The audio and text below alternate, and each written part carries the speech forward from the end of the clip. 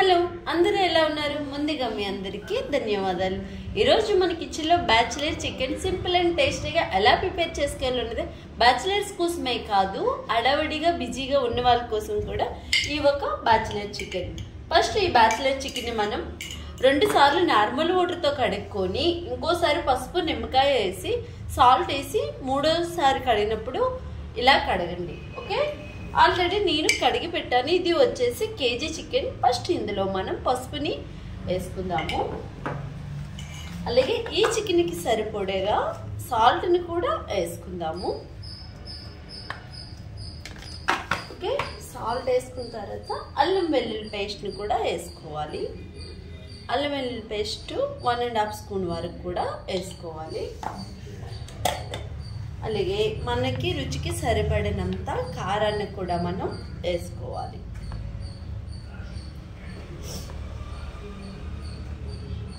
Okay, కారం కూడా వేసేసాం కదా. ఇప్పుడు ఇందులో మనం నిమ్మకాయ జ్యూస్ని కూడా వేసుకోవాలి.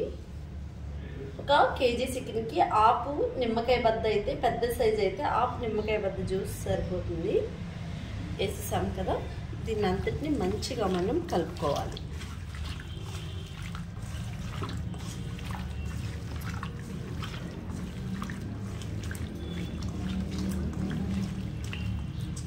ఓకే, చికెన్లో ఇవన్నీ కలిసేలాగా కలుపుకున్నాం కదా.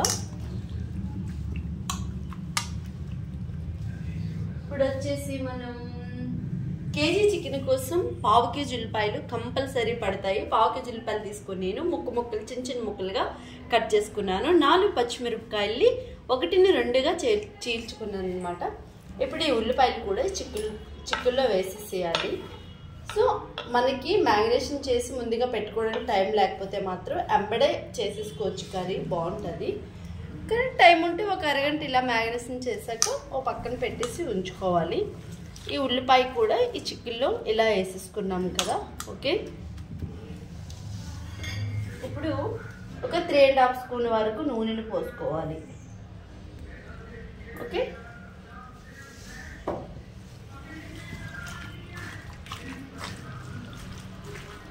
ఈ ఉల్లిపాయ నూనె చికెన్ కూడా కలిసేలాగా ఒకసారి మనం కలిపేసుకుంటున్నాం కదా. సో ఇలా కలుపుకున్న తర్వాత దీన్ని మనం స్టవ్ పైన పెట్టేసుకుందాం. ఇక్కడ నాకు కూడా మ్యారినేషన్ చేసి పక్కన పెట్టడానికి అంత టైం అయితే లేదు కాబట్టి ఎంబడే నేను కూడా స్టవ్ పైన పెట్టేస్తున్నాను. మన చికెన్ని స్టవ్ పైన పెట్టేసుకున్నాం కదా. 2 యాలక్కాయలు పెద్ద సైజు, ఒక చెక్క ముక్క వేసేసి మనం ఇప్పుడు దీనిపైన గాజు మూతని క్లోజ్ చేసి మూత పెట్టు. ఇలా మూత పెట్టుకున్న తర్వాత గ్యాస్ని ఐలోనే పెట్టాలి. చికెన్కున్న నీరంతా ఇంకేదాకా మనం గ్యాస్ని ఐలో పెట్టి కుక్ చేసుకోవచ్చు. మనం చికెన్ని స్టవ్ పైన పెట్టుకున్నాక నీళ్ళు వేయకుండా ఇలా ఐలో పెట్టుకుంటే చికెన్కున్న నీరంతా కూడా ఇలా పైకి వచ్చేస్తుంది. ఈ నీరంతా ఇంకేదాకా కూడా మనం మధ్య మధ్యలో కలుపుకుంటూ ఉండాలి. ఒక 5 నిమిషాలకు ఒకసారి చెక్ చేసుకుంటూ ఉండాలి. ఓకే,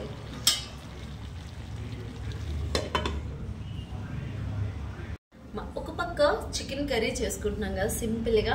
అయితే సింపుల్గా కొబ్బరి అన్నం పోపు వేస్తున్నాను. కొబ్బరి అన్నం కొబ్బరి రియల్గా చాలా చాలా హెల్త్కి చాలా మంచిది కదా. ఆల్రెడీ కొబ్బరి పాలు తీసేసాను, మీకు చూపిస్తాను.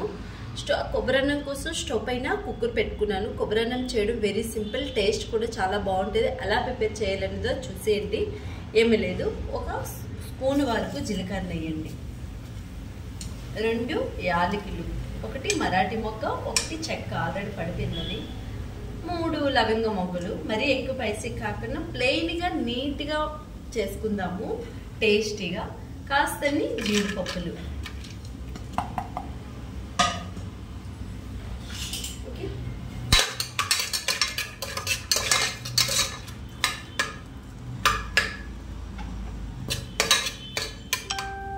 ఆ సింపుల్ చికెన్తో ఇలా మనం కొబ్బరి అన్నం చేసుకుంటే చాలా చాలా బాగుంటుంది. కాకపోతే కొబ్బరి పాలు థిక్నెస్గా ఎక్కువగా వేసుకోవాలి.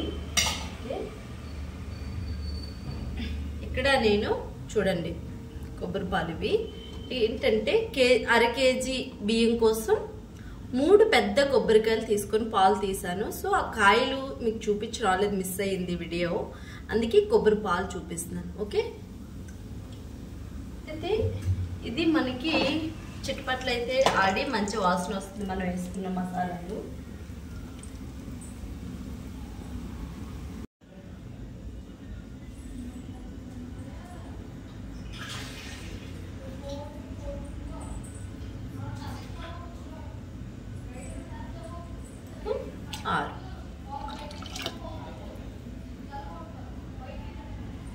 ఓకే, 6 గ్లాసుల నీళ్ళు అనేది వేసేసుకున్నాము కదా.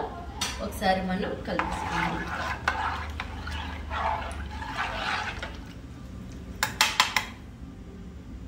ఇప్పుడు ఇందులోనే మనం 1 స్పూన్ వరకు అల్లం వెల్లుల్లి పేస్ట్ వేసుకోవాలి. టేస్ట్ చాలా చాలా బాగుంటుంది. ఓకే,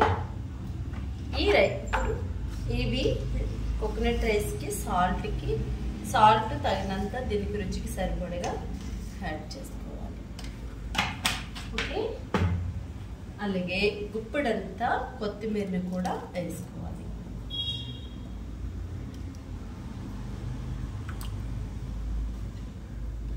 ఓకే, ఇప్పుడు ఇందులోనే కాస్తని మిరియాలు కూడా వేసుకోవాలి. టేస్ట్ చాలా చాలా బాగుంటుంది. ఒక 10 మిరియాల గింజలు ఇలా యాడ్ చేసుకుంటే ఆ తిన్నప్పుడు ఆ టేస్ట్ అనేది చాలా బాగుంటుంది. ఓకే, అన్నీ వేసేసుకున్నాము కదా. ఒకసారి మనం కలిపేసుకున్నాము.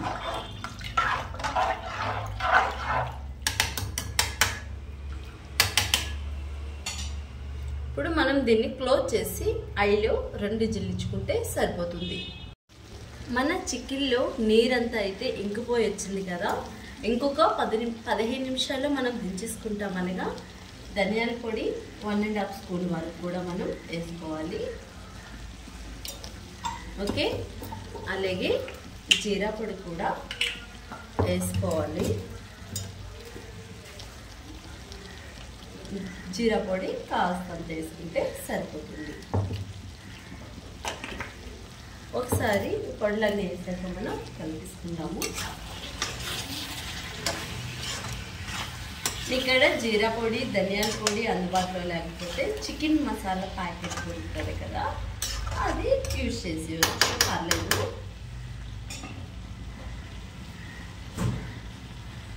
ఇప్పుడు ఇందులోనే కాస్తంత కరివేపాకు రెమ్మలు కూడా వేసుకుంటా. టేస్ట్ వేరే లెవెల్ ఉంటుంది.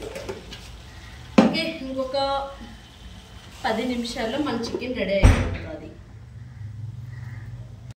మన ఉల్లి చికెన్ ఇలా రెడీ అయిపోయింది. ఎలా రెడీ అయిపోయిందంటే చూపిస్తాను. వెరీ వెరీ సింపుల్, నీళ్ళు వేయకుండా సింపుల్ అండ్ టేస్టీగా చాలా చాలా బాగుంటుంది. దీంతో రసం కానీ ఏదైనా పెట్టుకొని చక్కగా ఇది కొంచెం వేసుకొని కలుపుకొని తింటే చాలు, వేరే లెవెల్ అనమాట. ఇలా లాస్ట్ ఫైనల్గా మీ దగ్గర కొత్తిమీర ఉంటే యాడ్ చేసుకుని, లేకపోయినా పర్వాలేదు. టేస్ట్ మాత్రం వేరే లెవెల్ ఉంటుంది.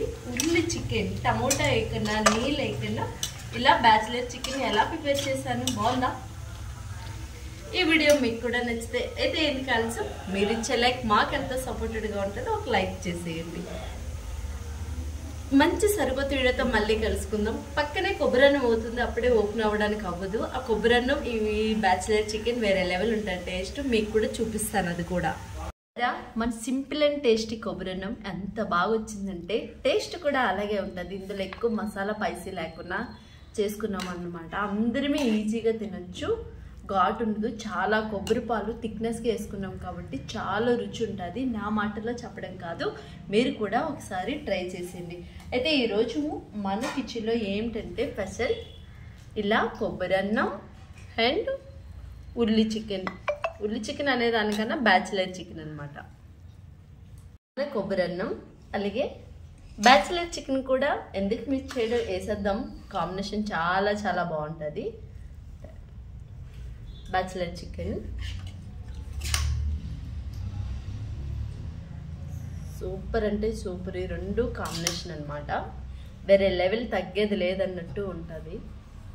ఓకే, ఈ వీడియో మీకు కూడా నచ్చిందా? అయితే ఎందుకంటే ఆల్సో ఇలాంటి సింపుల్ వీడియోస్ కోసం, టేస్టీ వీడియోస్ కోసం మా ఛానల్ని సబ్స్క్రైబ్ ఇంకా చేసుకోకపోతే ఫస్ట్ టైం చేసిన వాళ్ళు ఉంటే సబ్స్క్రైబ్ చేసేయండి. మీరు ఇచ్చే లైక్ మాకెంతో సపోర్టెడ్గా ఉంటుంది. ఒక లైక్ చేసేయండి. నెక్స్ట్ మంచి సింపుల్ అండ్ టేస్టీ వీడియోతో మళ్ళీ కలుసుకుందాం. అంతవరకు మీ అందరికీ బాయ్ బాయ్. ఆరోగ్యమే మహాభాగ్యం అని గుర్తుపెట్టుకోండి.